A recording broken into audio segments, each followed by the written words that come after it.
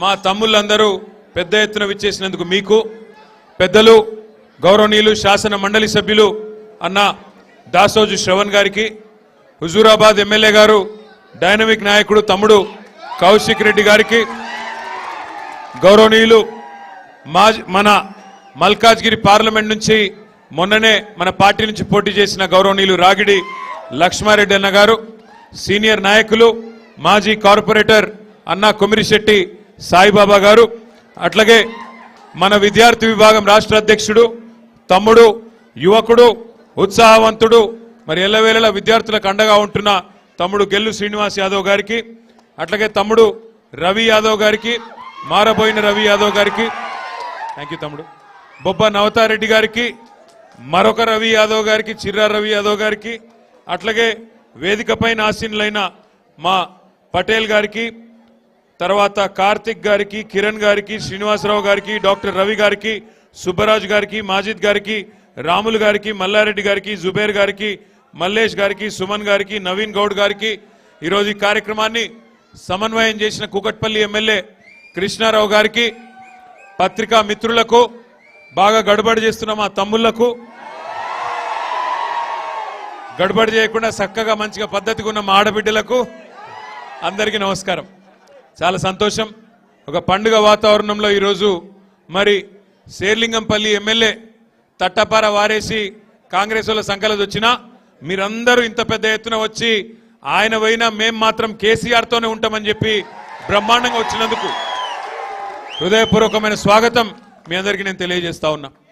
10 ఏళ్లు కేసీఆర్ గారి నాయకత్వంలో హైదరాబాద్ ఏ రకంగా అభివృద్ధి జరిగిందో, ఏ రకంగా ముందుకు పోయిందో, అందులో ముఖ్యంగా మీ శేర్లింగంపల్లి నియోజకవర్గం ఎట్లా ముందుకు పోయిందో మీ కళ్ళ ముంగట్నే ఉన్నది. ఎట్లాంటి హైదరాబాద్ ఎట్లా మారిందో కూడా మీ కళ్ళ ముంగట్నే ఉన్నది. సరే, 2 ఏళ్ల కిందట కాంగ్రెస్ వాళ్ళు అబద్ధపు మాటలు చెప్పి ఊర్లలో ఉండే ప్రజలను ఆగమాగం చేసి అడ్డమైన హామీలు ఇచ్చి ఆ రోజు బోల్తా కొట్టించి ప్రజలను మోసం చేసి అధికారంలోకి వచ్చిన విషయం మీకు తెలుసు. కానీ హైదరాబాద్ ప్రజలు మోసపోలేదు. హైదరాబాద్లో మాత్రం ఒక్కటంటే ఒక్క సీటు కూడా కాంగ్రెస్కి ఇయ్యలే, మొత్తం బీఆర్ఎస్ని గెలిపించినందుకు మీ అందరికీ నా ధన్యవాదాలు. ముఖ్యంగా శేర్లింగంపల్లి నియోజకవర్గంలో ఆనాడు ఈరోజు ఎమ్మెల్యేగా ఉన్న గాంధీ ఆ రోజు పాంప్లెట్లు కొట్టించిండు. 9,700 కోట్ల అభివృద్ధి 9.5 ఏళ్లలో చేసినాం, సంవత్సరానికి 1000 కోట్లతో అభివృద్ధి చేసినాం కేసీఆర్ గారి నాయకత్వంలో అని చెప్పి ఆ రోజు పాంప్లెట్లు కొట్టించి మళ్ళొకసారి మీ ఆశీర్వాదం కోరుతున్నా అని చెప్పి అన్ని డివిజన్లలో ప్రచారం చేసి మీ దయతోని కేసీఆర్ గారి బొమ్మ మీద కారు గుర్తు మీద గెలిచొచ్చిండు ఎమ్మెల్యే. కానీ ఏం పుట్టిందో ఏమో మరి గెలిచినాక సంవత్సరంకే సడన్గా కాంగ్రెస్ వాళ్ళు అందంగా కనబడ్డారట. ఆయనకు కాంగ్రెస్ వాళ్ళు చాలా గొప్ప పని చేసిండట, వాళ్ళు ఏందో ఊడవీకినట, కాబట్టి నేను కాంగ్రెస్లో పోతున్నాను పోయిండు. ఎందుకు పోయిండా అని మేము తెలుసుకుంటే తర్వాత తెలిసి వచ్చింది మాకు, ఆయనకేదో 11-12 ఎకరాలు జాగుందట గాడెన్నో కుతుబులాపూర్లో.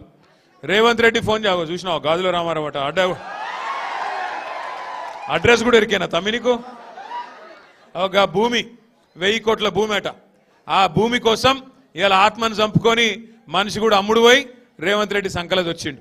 ఆ భూమి మరి పోయేటప్పుడు కొంట పోతాడో ఏదో నాకు తెలియదు, కానీ ఆ భూమి కోసం ఇవాళ పోయి ఆ పార్టీలో వచ్చిండు.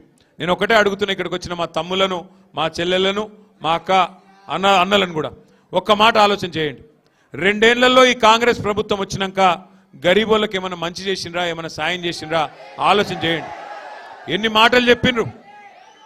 అత్తలకు 4,000 ఇస్తా, కోడళ్లకు 2,500 ఇస్తా అన్నాడు. వచ్చినాయా? కేసీఆర్ 2,000 ఇస్తే 4,000 ఇస్తా అన్నాడు. పెన్షన్ వచ్చిందా? కేసీఆర్ ఒక ముసలమ్మకో ముసలయ్యకో ఇస్తుండు, నేను ఇద్దరికి ఇస్తా అన్నాడు. ఒక్కలకన్నా ఇచ్చిండా?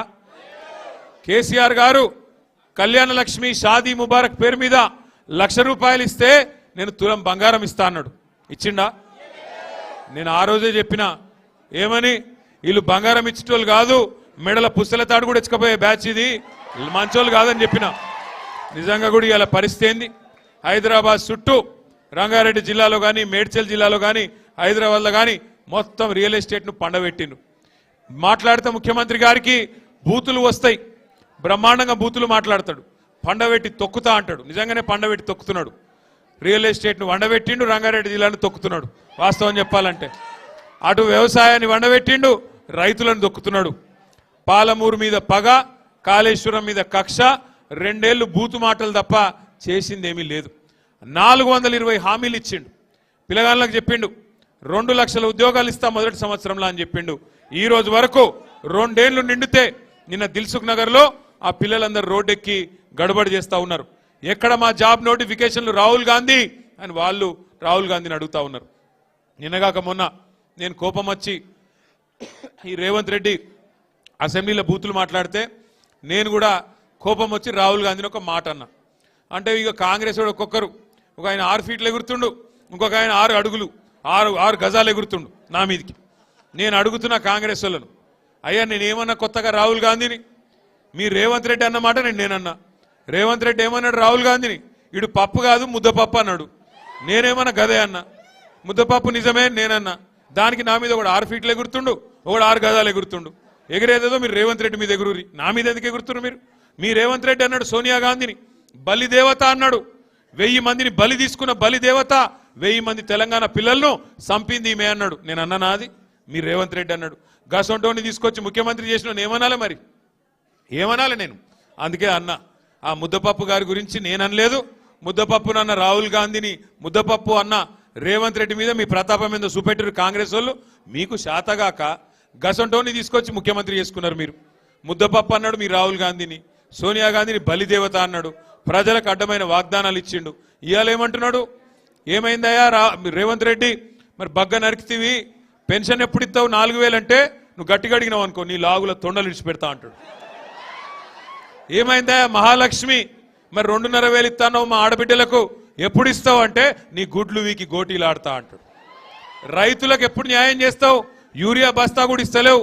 రైతు బంధు ఇస్తా అంటివి కదా 15,000, ఏం సంగతయా అంటే నీ పేగులు వీకి మెడలేసుకుంటా అంటాడు. ఏమన్నా బోటీ కొట్టేటోడా ఏంటిది? నాకు అర్థం కాదు. ముఖ్యమంత్రి బోటీ కొట్టేటోడా మెడల పేగులు వేసుకుంటాడట. అందుకే నేను అంటున్నా, ఎసొంటోళ్లకు పని అప్పచెప్పాలనో గసొంటోళ్ళకి అప్పచెప్పాలి. మీరు హైదరాబాద్ వాళ్ళు కరెక్ట్గానే అప్పచెప్పిండ్రు.